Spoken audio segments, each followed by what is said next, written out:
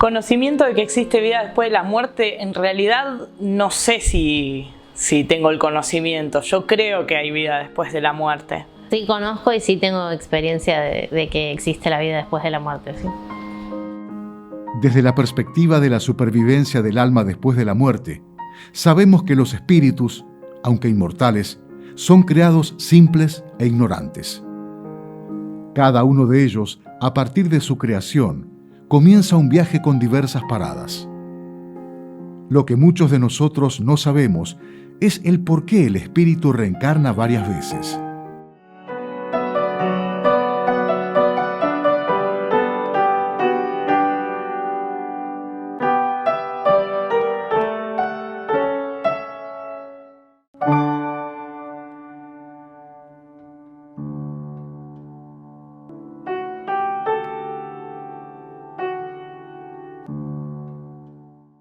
Uno de los principios más importantes, fundamentales de la filosofía espírita es la reencarnación. Dios nos crea a nosotros, los espíritus, como seres simples, ignorantes, y lo que pretende de nosotros es que evolucionemos, que nos perfeccionemos a través de experiencias físicas.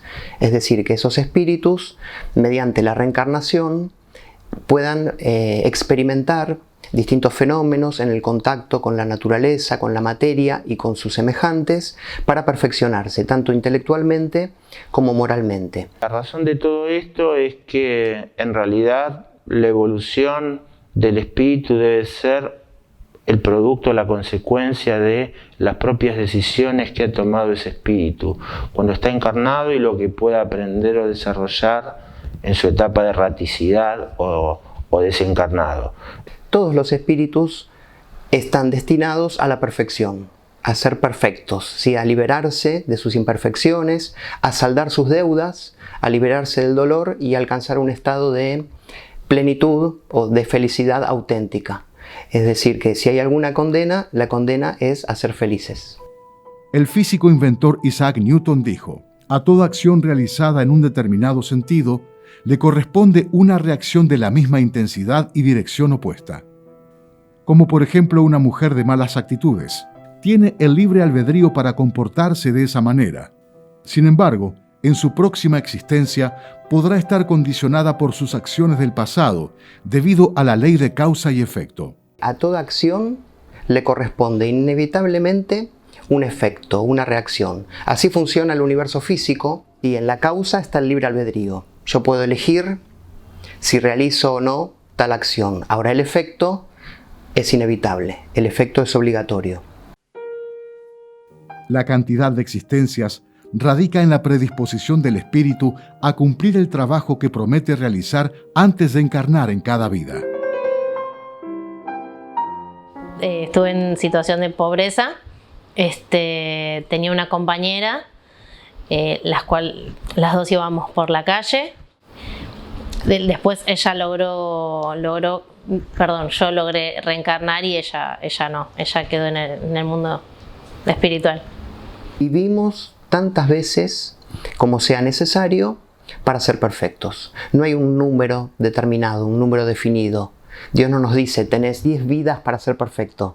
¿Sí? Nos deja libres para elegir el camino, podemos tratar de elegir y tomar las mejores decisiones para acelerar el proceso, o podemos optar por equivocarnos más, en cuyo caso el proceso se estira y se demora. Pero las vidas son tantas como necesitemos. Tengo recuerdos con Europa, buenos y quizá no tan buenos. Yo digo que son recuerdos, son impresiones en realidad. La encarnación es un proceso que puede ser elegido por el ser a fin de evolucionar. Si bien el espíritu tiene la libertad de elegir su destino, no se le permite estancarse en el mal eternamente. El alma, después de haber aprendido determinados conocimientos, no puede retroceder por la acción de la ley del progreso.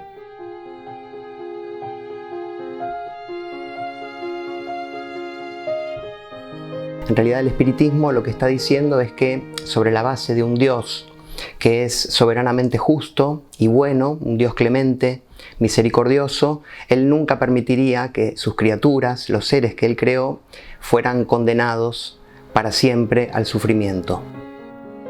Cada reencarnación requiere que el espíritu se adapte a un ambiente en el que irá a vivir, así como a un contexto histórico.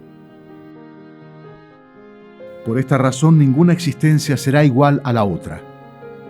Para el reencarnante, el tipo de existencia y el ambiente en que nacerá le proporcionarán al alma las herramientas para aprender y continuar. Creemos que en el ser humano, además de un cuerpo biológico, existe un principio espiritual, es el espíritu o alma. Creemos en la supervivencia del espíritu, es decir, cuando morimos, lo que se pierde es el cuerpo físico, pero trasciende la realidad espiritual, el espíritu.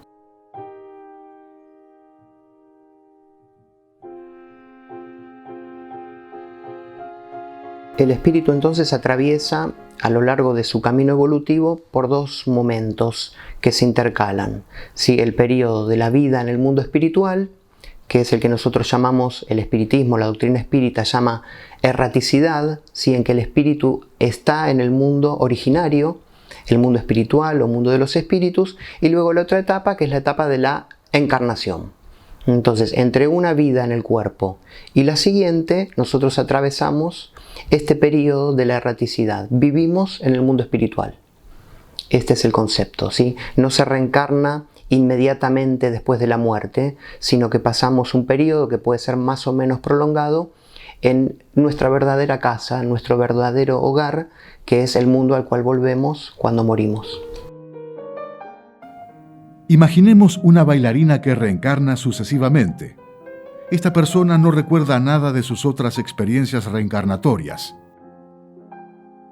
Sin embargo, aún le gusta el baile. Me gusta dibujar, eso es algo que hago desde muy chica y como que lo hago con una facilidad que por ahí mis otros compañeros cuando yo iba al colegio no les costaba un poco más.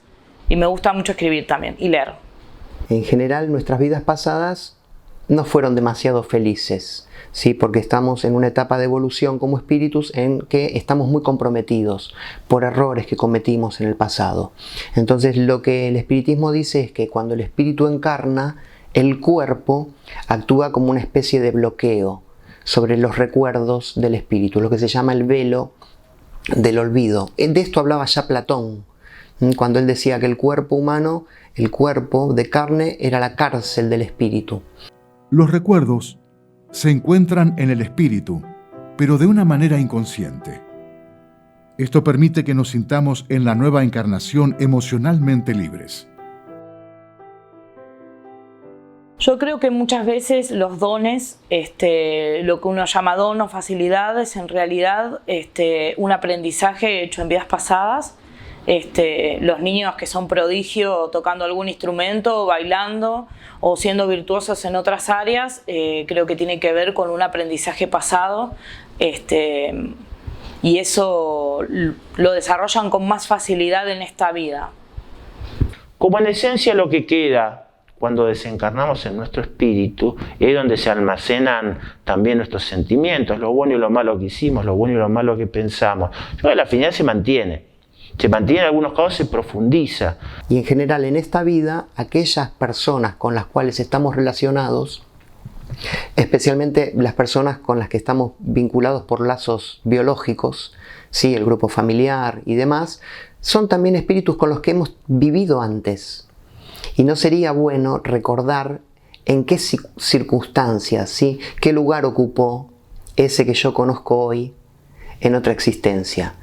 Bueno, otro de los recuerdos que tenemos a partir de los estudios que pudimos realizar en la sociedad es situar la última existencia que tuvimos antes de esta, compartida con algunos miembros de nuestro grupo familiar, y eso fue en Italia durante la Segunda Guerra Mundial. Existen varias investigaciones científicas en el campo de la reencarnación.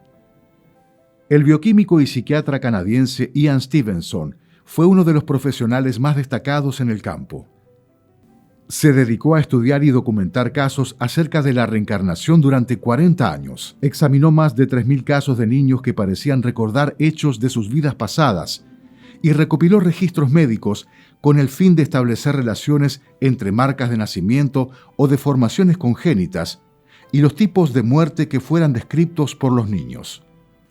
Uno de los casos más resonantes fue el de Carl Edon, un niño que recordaba con precisión haber sido un soldado nazi durante la Segunda Guerra Mundial, caso que pudo ser corroborado por el especialista por medio de una cantidad de evidencias existentes en torno al mismo. También los doctores Edith Fiore y el doctor Brian Weiss, expertos en el área de la salud mental, examinaron casos de pacientes que recordaban vidas pasadas.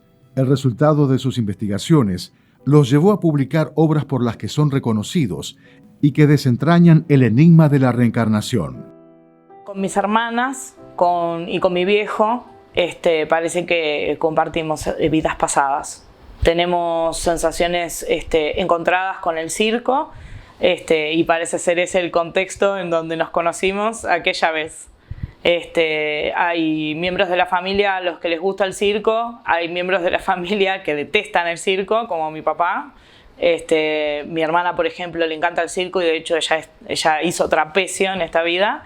A mí me gusta desde muy chica esto que decía de dibujar. Siempre dibujé arlequines y payasos. Tengo como una predilección por esa época. Inclusive antes me gustaba dibujar máscaras venecianas. De chiquita tenía un miedo, mucho miedo a los payasos y a los mimos.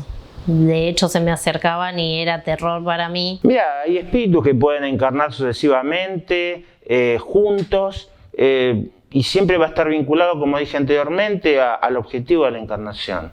Hay quien encarna para expiar, es decir, para pagar de alguna manera determinadas culpas o determinados errores. El alma reencarna en el contexto de una familia, de una sociedad, de una cultura y en un momento histórico específico. La afinidad espiritual es lo que une a estos seres al encarnar, que también comprende grados evolutivos similares. Desde el punto de vista espírita puede haber una explicación. Uno encarna con espíritus que son afines, con los cuales, digamos, vulgarmente se ha llevado bien en existencias pasadas, pero uno puede encarnar con personas con las cuales ha sido realmente antagonista. Estamos hablando de víctimas y victimarios fuertes de encarnaciones anteriores. En un sentido clásico, reparar es arreglar algo que se rompió, ¿verdad? En términos materiales. Pero hay otra reparación a la luz del espiritismo que es la reparación moral. Es decir, cuando yo llevo adelante una acción que perjudica moralmente a otro, cuando tomo conciencia de la realidad de esa acción que muchas veces realizo por desconocimiento, por ignorancia, ¿sí? Por maldad en el sentido de aquello que yo hago porque ignoro sus efectos perjudiciales. Cuando me doy cuenta de que algo que hice generó dolor en el otro, la conciencia, que es la ley de Dios que está escrita en mi alma, me exige reparación. Entonces, la reparación espiritual no es otra cosa que hacer el bien allí donde yo hice el mal. La reencarnación reafirma la ley del progreso, al que apuntan todas las almas. Es un proceso sujeto a la voluntad de crecimiento que puede llevar siglos, milenios. Cada oportunidad es un desafío. Cada oportunidad es única. Las sucesivas vidas se pierden en lo infinito de los tiempos. Sin embargo, el progreso alcanzado en cada una de ellas sirve para acrecentar la voz del alma, que es el amor en el universo en que vivimos.